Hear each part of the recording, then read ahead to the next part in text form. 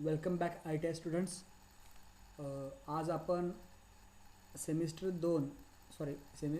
Second year semester 4चा workshop calculation and सायन्सचा paper घेऊन पुन्हा भेटत आहोत. पेपर आहे 75 मार्काचा नेहमीप्रमाणे व 25 प्रश्न आहेत. प्रत्येक प्रश्नामागे 3 मार्क्स आहेत. त्याशिवाय या पेपरला 25% डिडक्शन दिलं आहे, निगेटिव्ह मार्किंग आहे. जेणेकरून जर तुमचा प्रश्न 3 मार्काला असेल तर त्यातून 25% मार्क वजा केले जाणार आहेत जर तुमचं उत्तर चुकीचं असेल तर आपण पेपरला सुरुवात करूया. पहिला प्रश्न, convert hexadecimal value 60 to decimal. दिलेली संख्या आहे ती हेक्साडेसिमल फॉर्ममध्ये आहे, 16 आकडा, तर त्याचं आपल्याला डेसिमलमध्ये रूपांतर करायचं आहे. हे रूपांतर करण्यासाठी पाहूया आपण. रूपांतर हेक्साडेसिमल व्हॅल्यू जी आहे ती व्हॅल्यू एकदा मांडून घेतली. 16, त्याचा बेस आहे 16, बरोबर त्याचे कंपोनंट कोणते 1 आणि 6. याला 16 मल्टिप्लाय करायचं, पण कसं तर पहिल्या एककाला 16चा शून्य घात यानं गुणाकार करायचा व दुसरा दशक स्थानासाठी 16चा पहिला घात यानं मल्टिप्लाय करायचा. याप्रमाणे जर पुढे संख्या वाढत गेली डाव्या बाजूला तर तुमचा घातांक आहे तो वाढत जाईल. ओके, तर या ठिकाणी 16चा पहिला घात उत्तर आहे 16 आणि 16चा शून्यावा घात गुणाकार आन्सर येतं 1. तर त्यांचा गुणाकार केला व त्यांची बेरीज येते आपल्याला 22. तर आपला पहिला आन्सर आहे ए, 22 decimal. Next question, question 2, convert the following decimal number two 8 bit binary. 187 जो आकडा दिलेला आहे या नंबरचा आपल्याला बायनरीमध्ये रूपांतर करायचं आहे. ओके, तर पाहूया त्याचं रूपांतर कसं होतं आहे. आता डेसिमल संख्येचं बायनरीत रूपांतर करताना त्याचा आपण भागाकार करणार असतो.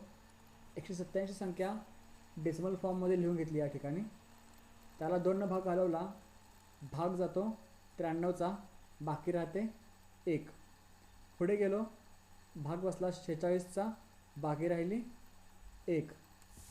याप्रमाणे आपण भाग घालवत लास्टपर्यंत ज्यावेळी पोहोचतो त्यावेळी या ठिकाणी आपल्याला दिसते की भाग जातो 1चा आणि बाकी राहते 0. तर हे उत्तर लिहिताना कसं लिहिणार आपण, भागाकार संख्या 1 व तिथून पुढे पूर्ण जी बाकी राहिली आहे ते खालून वरपर्यंत जी संख्या येईल त्या क्रमाने लिहायच्या, जेणेकरून आपला आन्सर येतं 10111011. ओके, तर आपला आन्सर आहे ए. सेकंड क्वेश्चनचा आन्सर आहे ए. तिसरा प्रश्न, कन्वर्ट बायनरी टू हेक्साडेसिमल. दिलेली जी बायनरी संख्या आहे त्याचं रूपांतर आपल्याला हेक्साडेसिमल फॉर्ममध्ये करायचं आहे.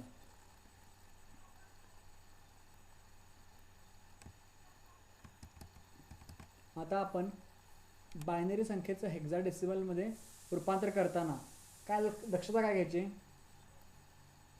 तर हेक्साडेसिमल फॉर्ममध्ये रूपांतर करताना त्या संख्येचे उजवीकडून डावीकडे प्रत्येकी 4-4चा गट करायचा, जेणेकरून ती संख्या आपल्याला या स्वरूपात दिसेल. ओके, त्यानंतर त्या संख्येचं बायनरी रूप जे आपल्याला मिळालं त्या बायनरी संख्येचा हेक्साडेसिमल फॉर्म काय आहे तो आपण लक्षात घेऊया.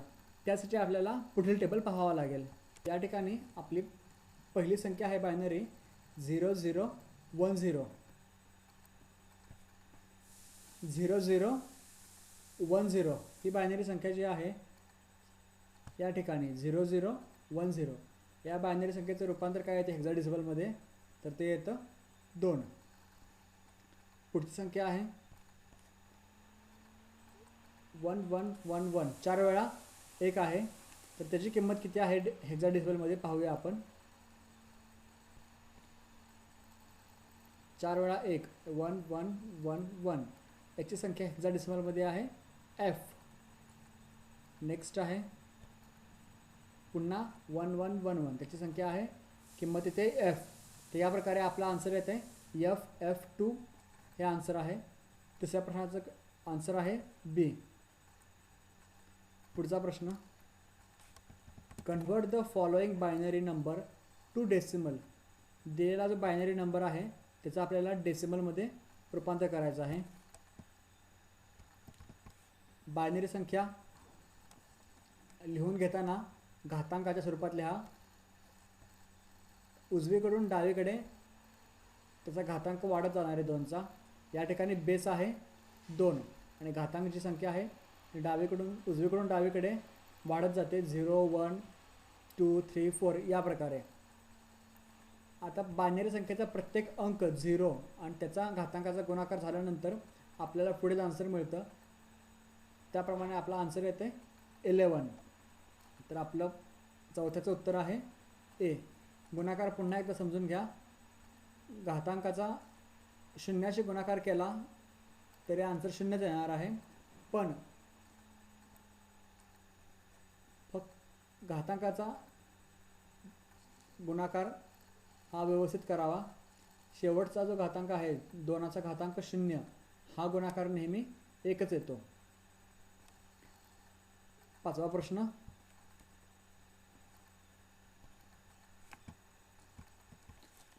Convert the binary number 1001.0010 binary to decimal. या संख्येचं आपल्याला डेसिमल संख्येमध्ये रूपांतर करणार आहोत आपण. पुन्हा एकदा बायनरी संख्या आहे तशी लिहून घेतली. आता या ठिकाणी 1चा घातांक 1 गुणिले पाया 2चा घातांक येणार आहे 0. नंतर 0 गुणिले 2 घातांक 1, 0 गुणिले पाया 2 घातांक 2, 1 गुणिले 2 पाया घातांक 3. या प्रकारे आपण ही संख्या इथं लिहून घेतली. प्लस याच्या पुढे आता इथून पुढे घातांक आपण उजवीकडून डावीकडून उजवीकडे लिहिणार आहोत.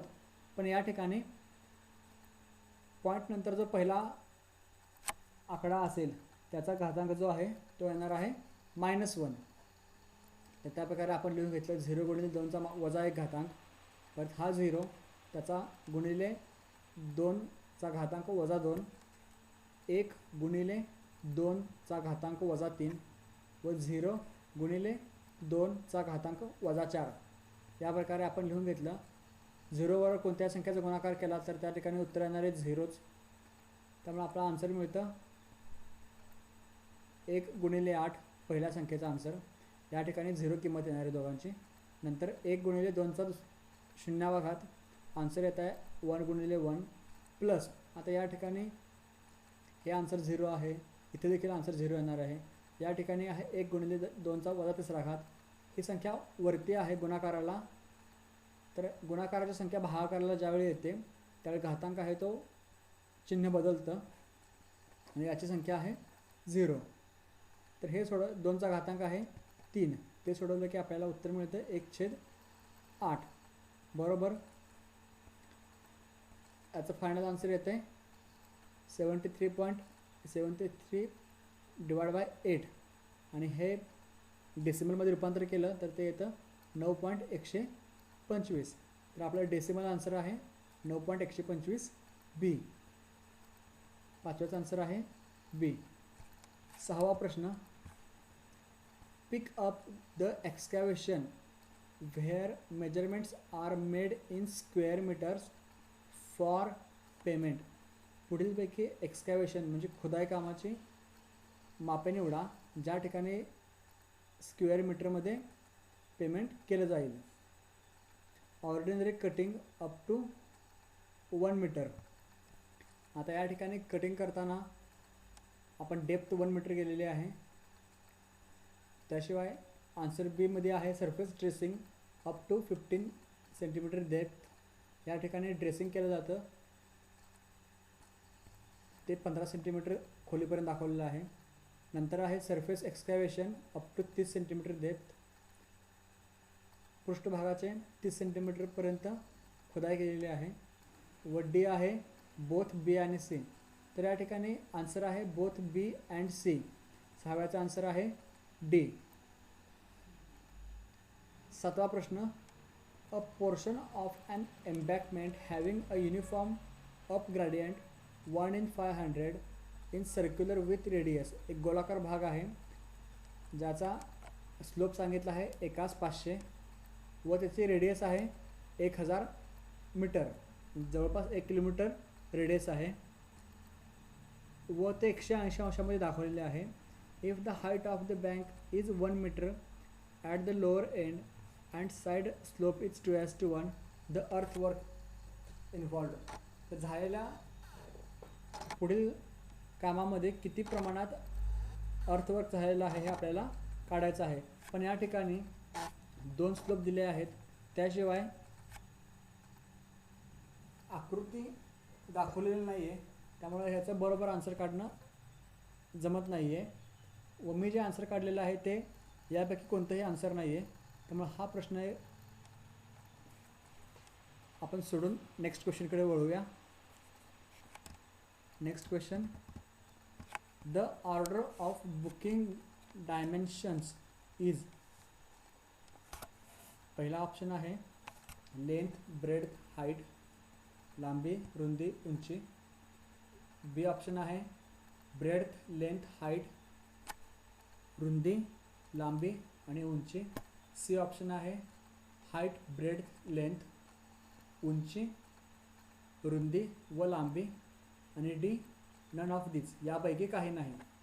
तर प्रश्न काय आहे, आपण एखादं माप घेताना किंवा लिहिताना त्याचे कोणत्या क्रमाने लिहितो हे आपल्याला लिहायचं आहे.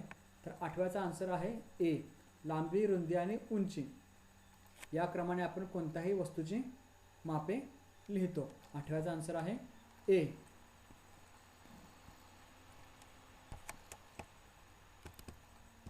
8व्याचा आन्सर ए. 9वा प्रश्न,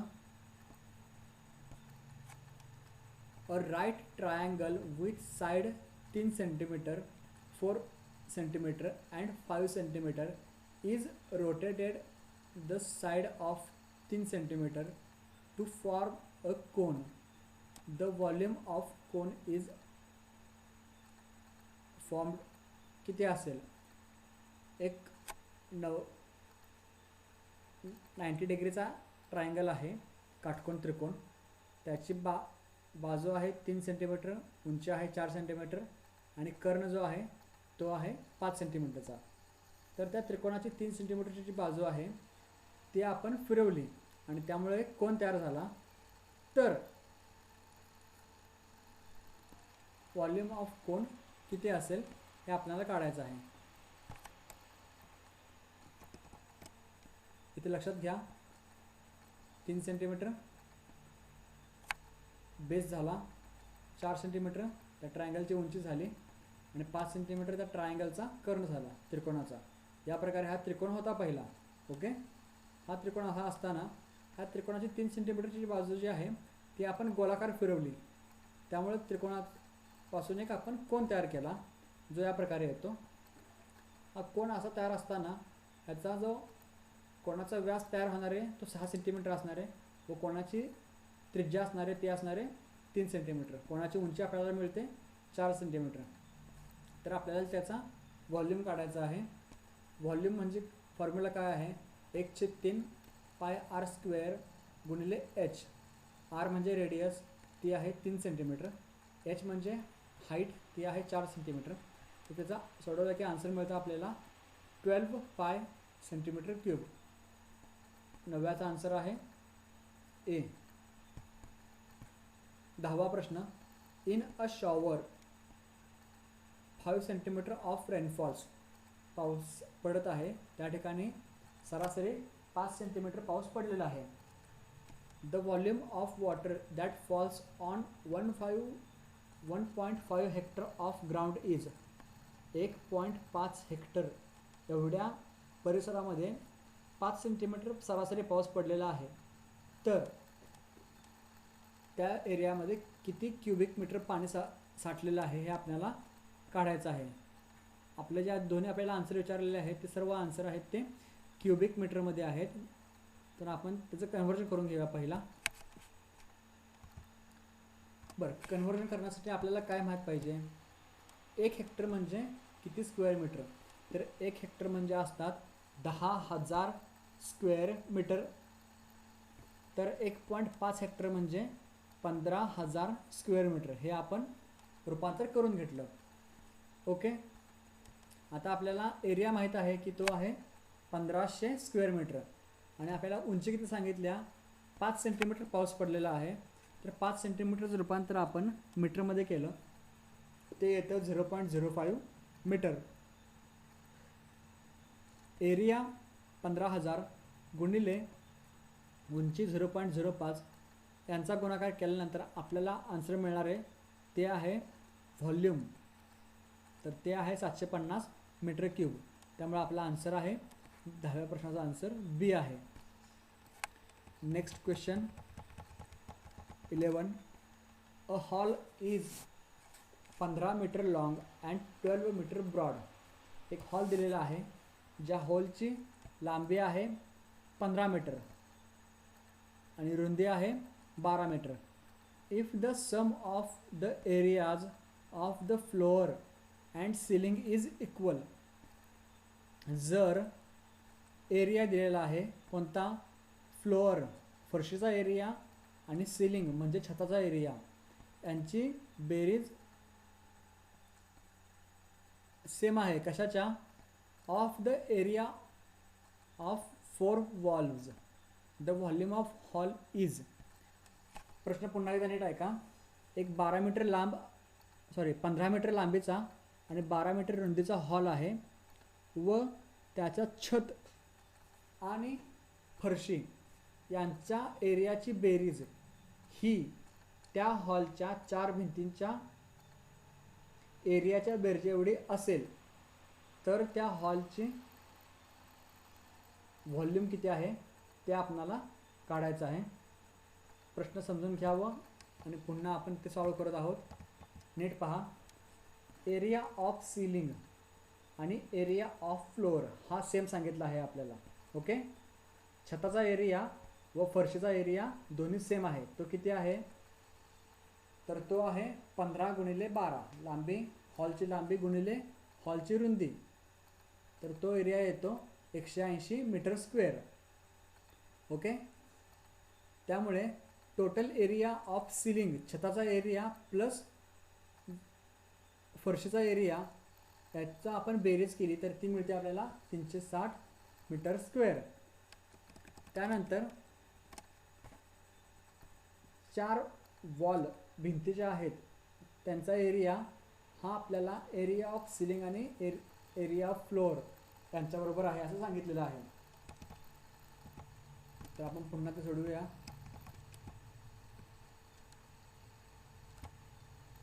लक्षात घ्या, हॉलची लांबी 15, रुंदी 12 आणि उंची h आहे. ते आपल्याला सांगितलेलं नाही आहे अजून. पण काय सांगितलं आपल्याला? हॉलचा हा खालचा तळभाग फरशीचा भाग आणि हॉलचा वरचा छताचा भाग ह्या दोघांची बेरीज केली तर ती किती आली आपल्याला? 360 मीटर स्क्वेअर. आता हे कशाच्या बरोबर आहे?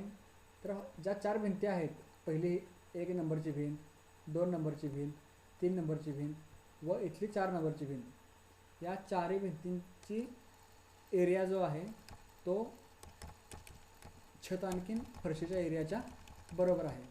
त्यामुळे आपण पुढील फॉर्म्युला तयार केला. 15 गुणिले h गुणिले 2 प्लस 12 गुणिले h गुणिले 2. आता हे काय आहे? हॉलची लांबी 15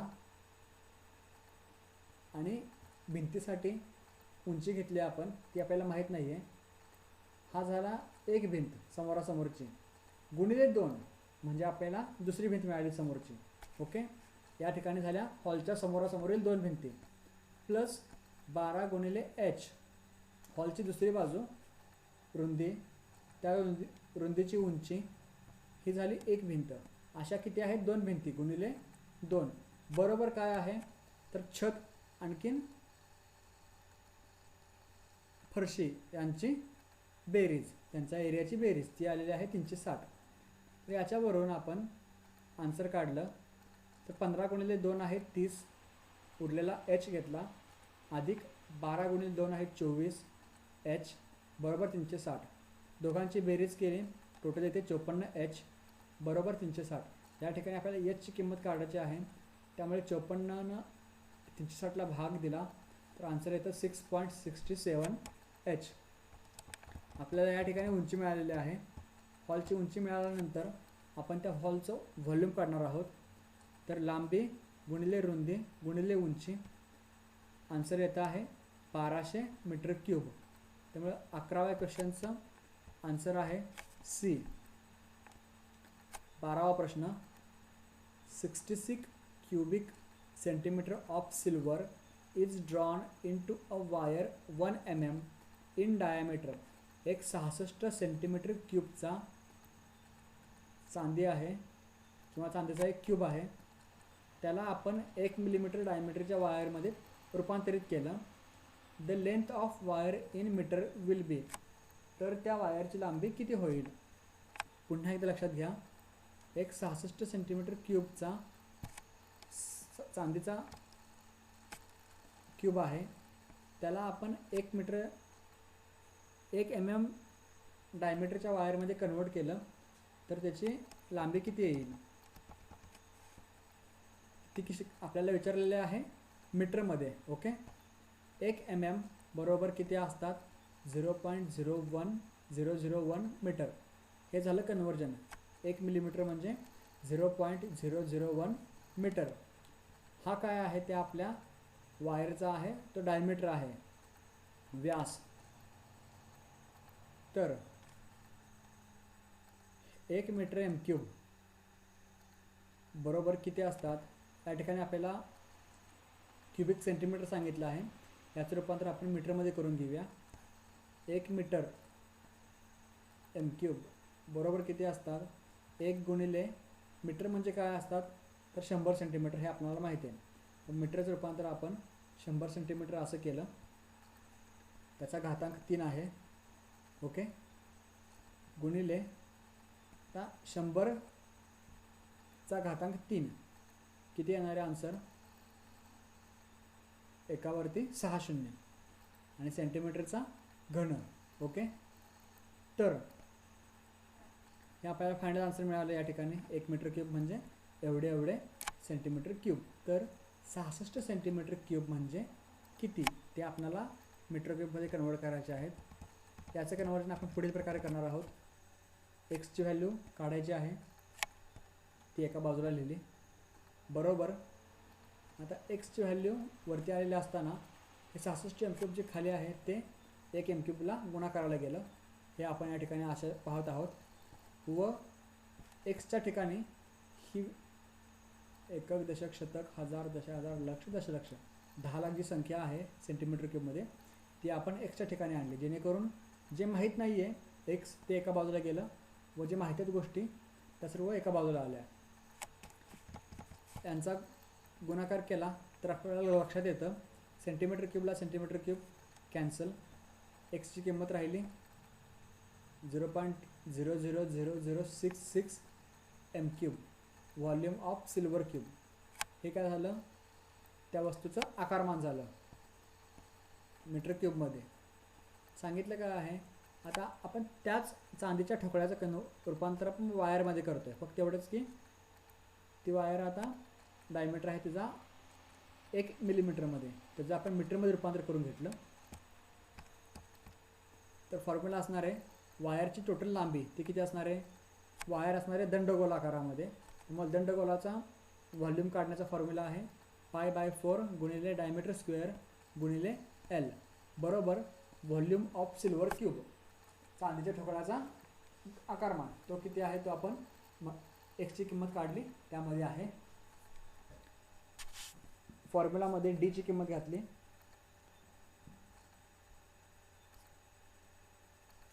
तर पुढे आपल्याला फायनली आन्सर मिळते. एलचं किती आन्सर आहे? 84.034 मीटरमध्ये आहे आन्सर ते. ओके, तर वर आपल्याला दिलेल्या ऑप्शन्समध्ये 84 पॉईंट वरील व्हॅल्यू दिलेलं नाही आहे, पण आपला आन्सर ए हे करेक्ट आन्सर आहे. 13वा प्रश्न. The boy at D has mass 50 kg, a centre of mass at G and stands on a plank at the position shown. आता या पूर्ण प्रश्नामध्ये किमती तर दिलेल्या आहेत, पण कोणत्याही प्रकारची डायग्राम दिली नसल्यामुळे आपणाला याचा आन्सर काढणं शक्य नाही आहे, त्यामुळे हा प्रश्न आपण पास करत आहोत. 14वा प्रश्न. A uniform beam has mass 18 kg and rest on two surfaces at point A and B. Determine the maximum distance x to which the girl can slowly walk up the beam before it begins to sleep. या प्रश्नामध्ये सुद्धा आपल्याला अंतराची गरज आहे आणि ते दाखवण्यासाठी कोणतेही डायग्राम या ठिकाणी दिलेले नाही आहे, त्यामुळे हा देखील प्रश्न आपण पास करत आहोत. प्रश्न क्रमांक 13 आणि 14 आपण सोडून देत आहोत. पुढचा प्रश्न आहे 15वा. The refrigerator has a weight of 200 lb. फ्रीजचं वजन आहे 200 pound and centre of gravity at G. Determine the force P required to move it. 200 पाऊंडचा फ्रीज आपल्याला हलवायचा आहे, तर त्यासाठी किती फोर्स लागेल तो आपण काढणार आहोत. त्या ठिकाणी take mu is equal to 0.4. Mu म्हणजे काय आहे तर घर्षणाचं गुणोत्तर आहे ते.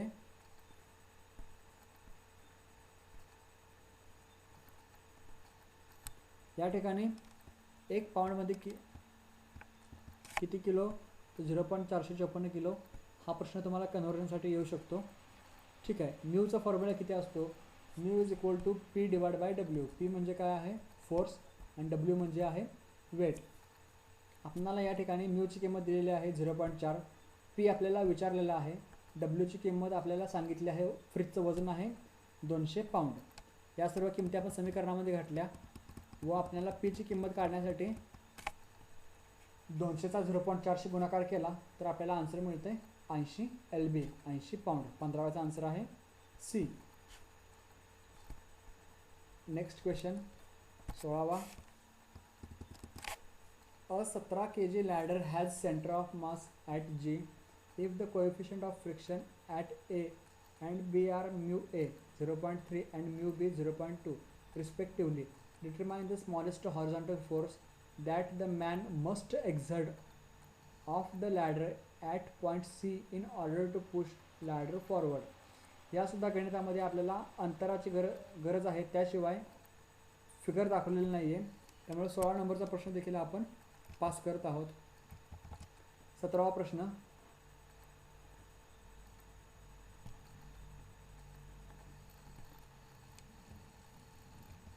Determine the magnitude of the resultant force by adding the rectangular component of the three forces. पुढीलपैकी F1, F2 आणि F3 हे जे फोर्स दिलेले आहेत यांचा आपल्याला रिझल्टंट काढायचा आहे. पाहूया. रिझल्टंट काढण्यासाठीचा फॉर्म्युला काय आहे. R is equal to under root वर्गमुळामध्ये summation of P cos theta ब्रॅकेटचा वर्ग plus summation of P sine theta ब्रॅकेटचा वर्ग. आता पी कॉस थिटा हे काय टोटल टर्म आहे तर हा आहे सर्व आडवा ज्या फोर्सेस आहेत एखाद्या ऑब्जेक्टवरती लागलेले आडवे फोर्सेस त्यांची बेरीजचा वर्ग अधिक सर्व उभ्या फोर्सेस ज्या आहेत व्हर्टिकल फोर्सेस त्यांच्या बेरजेचा वर्ग. पी एच, पी म्हणजे फोर्स, एच म्हणजे हॉरिझॉन्टल आडवे forces is equal to P cos theta. ते कसे काढायचे आपण. आता या ठिकाणी पहिला फोर्स आहे P1. P1चा फोर्स आहे. हा फोर्स जर आपण रिझॉल्व केला तर P हा फोर्स F1 हा फोर्स जो आहे तो डावीकडे जात आहे व त्याचा कॉस कॉम्पोनंट जो आहे तो असतो डाव्या बाजूला. या ठिकाणी F1ची किंमत येणार आहे -50 कॉस ऑफ 30 डिग्री. अँगल जो आहे तो आपल्याला नेहमी आडव्या एक्स ॲक्सिस बरोबर किती अँगल केला आहे तो अँगल घ्यायचा, प्लस 75 कॉस ऑफ 45. या ठिकाणी किंमत येणार आहे minus.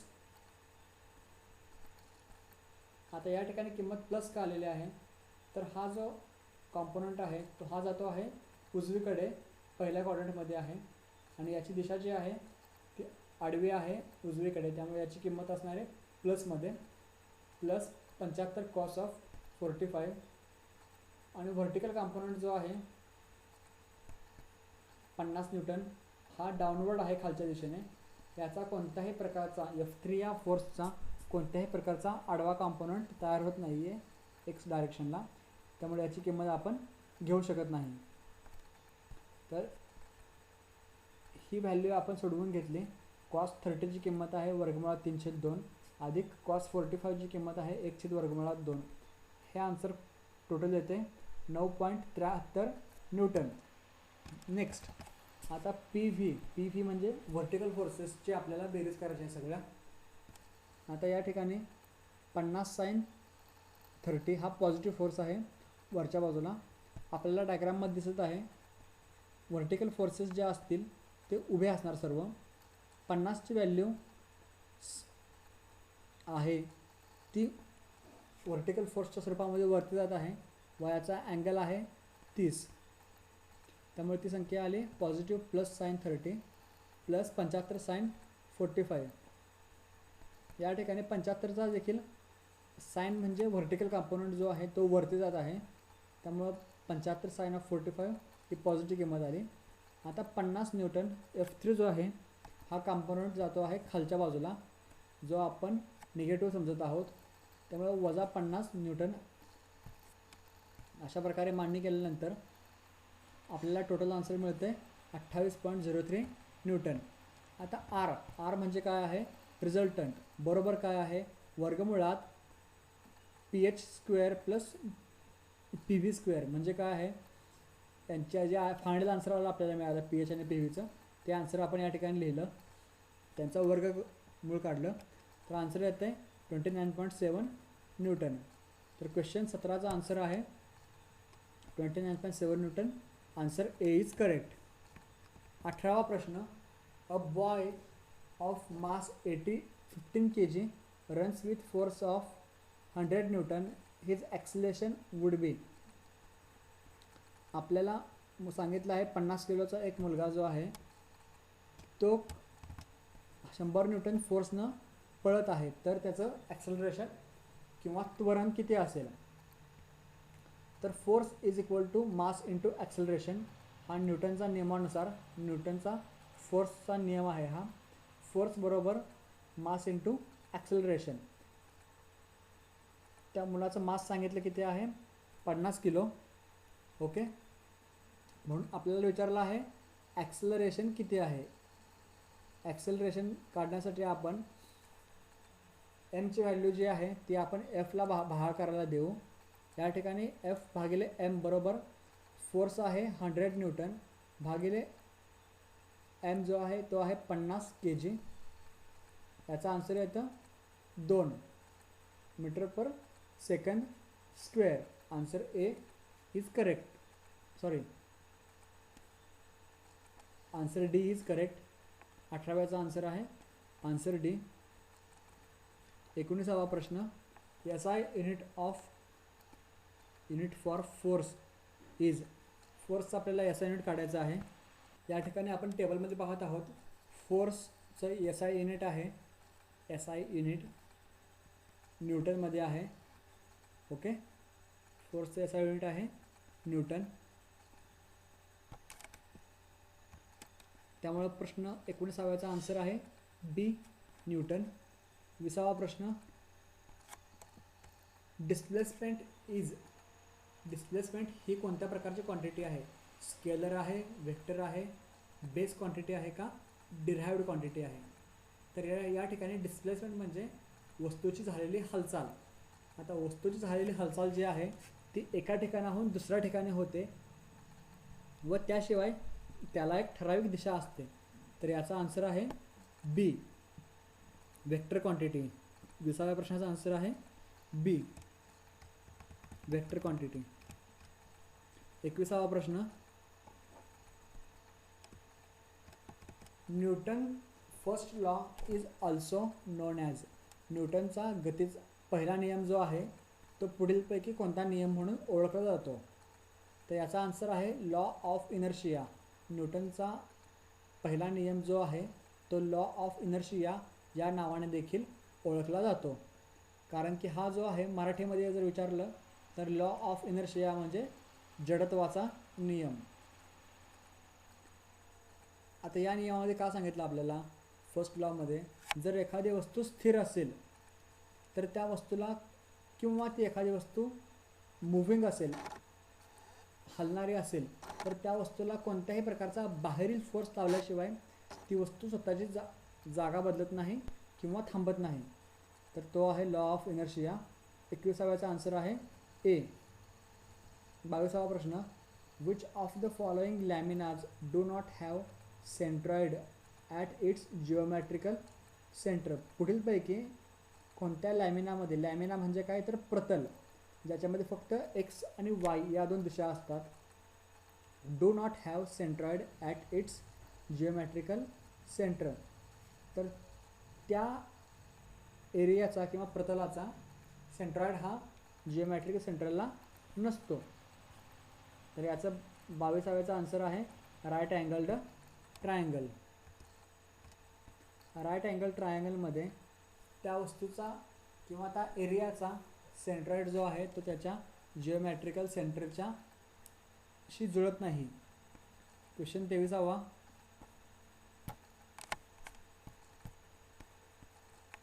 Next question 23, if a material has no uniform density throughout the body, जर एखाद्या मटेरियलची डेन्सिटी एकसारखी नाही आहे तर position of centroid and centre of mass are, तर त्या वस्तूचं सेंटर ऑफ मास आणि सेंटर ऑफ सेंट्रॉइड ह्यांची पोझिशन कशी असेल, ते एकसारखी असेल का?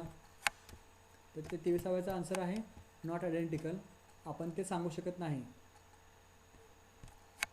24वा प्रश्न, which of the following made angle made by side of square lamina if it is freely suspended from the corner of the horizontal. प्रश्न पुन्हा एकदा नीट ऐका. What is the angle made by side of square lamina. Square एक चौरस आकार आहे ज्याला लांबी आणि रुंदी सेम आहे. If it is freely suspended, जर आपण त्याला टांगता ठेवला तर फ्रॉम अ कॉर्नर, कसा तर तो त्याच्या कोपऱ्यावरती उभा आहे, चौरस आकार आहे, तो त्याच्या कोपऱ्यावरती उभा जर असेल तर आडव्या रेषेशी तो चौरसाचा बाजू किती अँगल करू शकते, तर तो अँगल असणार आहे 45 अंशाचा. आन्सर आहे 45 अंश. प्रश्न 25वा, what is the centre of gravity of an isosceles triangle of base 20 centimetre and side is 40. 20 centimetre base आहे आणि 40 सेंटीमीटर साइड असेल ट्रायंगलची, तर त्याची सेंटर ऑफ ग्रॅव्हिटी किती असेल. यासाठी आपण एक फिगर ड्रॉ करूया. तर त्याची आकृती अशा प्रकारे येणार आहे. बेस सांगितला आहे पूर्ण 20 सेंटीमीटर आणि ट्रायंगलची साइड आहे 40 सेंटीमीटर. आयसोस्केलस ट्रायंगल म्हणजे काय असतो, हा असतो समद्विभुज त्रिकोण. याच्यामध्ये बेस दिलेला आहे 20 व तिरकस उंची जी आहे ती सांगितली आहे 40. तर सेंटर ऑफ ग्रॅव्हिटी जी आहे ट्रायंगलसाठी ती किती असते, h/3. फॉर्म्युला नीट लक्षात घ्या. h म्हणजे काय तर ट्रायंगलची उंची भागिले 3 एवढ्या अंतरावरती त्या त्रिकोणाची सेंटर ऑफ ग्रॅव्हिटी असते. त्यामुळे पहिला आपण ट्रायंगलची उंची माहीत करून घेऊया. या ठिकाणी आपल्याला ट्रायंगलमध्ये आपण ABCD अशा प्रकारे नावं दिलेली आहेत.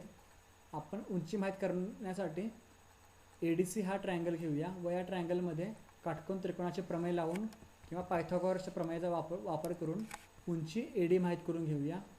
या ठिकाणी BC टोटल आहे 20, तर या ठिकाणी DC असणार आहे 10.